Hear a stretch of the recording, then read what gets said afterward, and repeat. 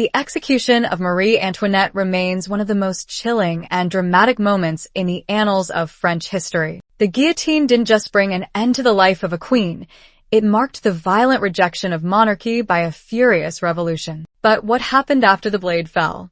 What became of the infamous queen's remains?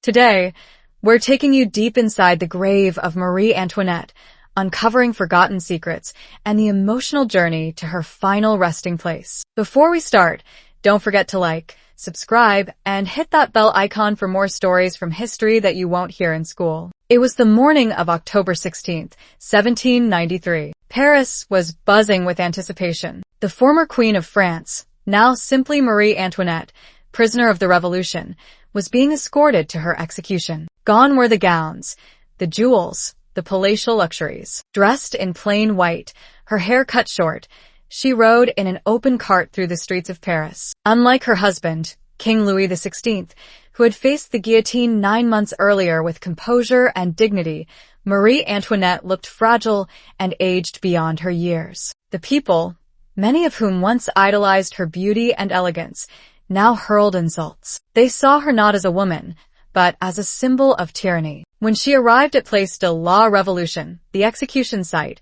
she stepped from the cart and ascended the scaffold. Legend has it that she accidentally stepped on the executioner's foot and, in a moment of humility, said, "Pardon me, sir, I didn't mean to." Moments later, the blade dropped. Her severed head was held aloft to a roaring crowd. But the tale doesn't end there. After her death, Marie's body was not given the royal treatment one might expect for a former queen. Instead, it was placed unceremoniously in a simple wooden box and carted off to the Madeleine Cemetery in Paris. There, alongside her husband and countless victims of the French Revolution, she was buried in a shallow, unmarked grave. The revolutionary government wanted no monument to monarchy. No headstone marked her resting place. In fact, her head and body were reportedly placed in the coffin in such a way to further shame her.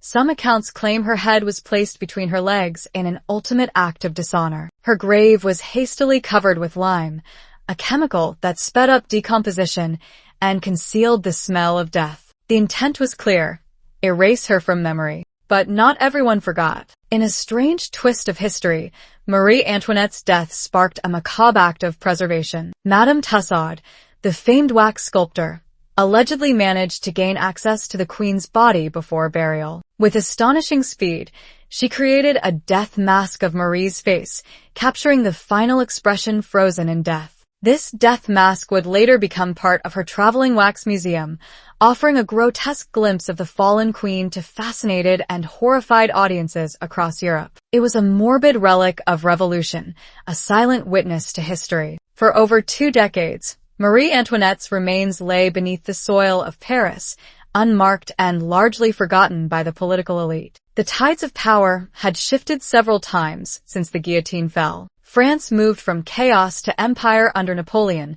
then back again to monarchy. By 1815, with the restoration of King Louis XVIII, Marie Antoinette's brother-in-law, a decision was made.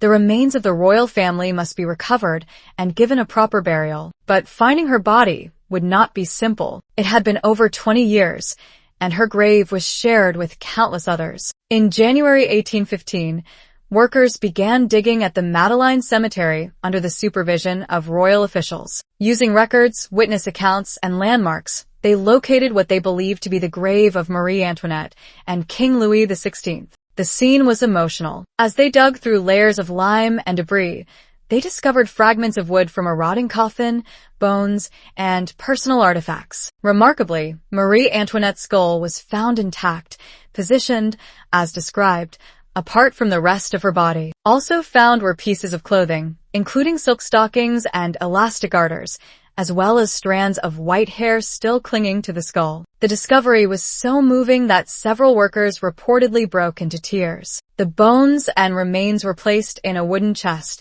along with the earth and lime that had been part of her burial. She was finally going home. Marie Antoinette's remains, along with those of her husband, were transported to the Basilica of Saint Denis, the traditional burial place for French royalty. The basilica had long been a symbolic home of the monarchy, housing the tombs of nearly every French king and queen. On January 21, 1815, exactly 22 years after Louis XVI's execution, a grand funeral was held. Candlelight flickered against the stone walls of the basilica, priests recited prayers, and the vault was opened to receive the chests. A funeral oration was delivered, honoring the memory of the king and queen. Nobles, clergy, and citizens paid their respects. Artillery salutes echoed in the distance. As the coffins were lowered into the royal vault, it marked the end of a tragic journey. A simple black marble slab now marks Marie Antoinette's resting place. No extravagant sculpture, no elaborate monument, just her name and the date of her death. Marie Antoinette's story is one of excess, downfall, and strange redemption. She became a scapegoat for an angry populace, a queen stripped of her crown and dignity. Yet in death, she received the royal burial denied to her in life. Her grave, once forgotten and defiled, is now visited by thousands every year. Flowers are left, candles lit, prayers whispered. History has given her a second look, and many now view her with a more sympathetic lens.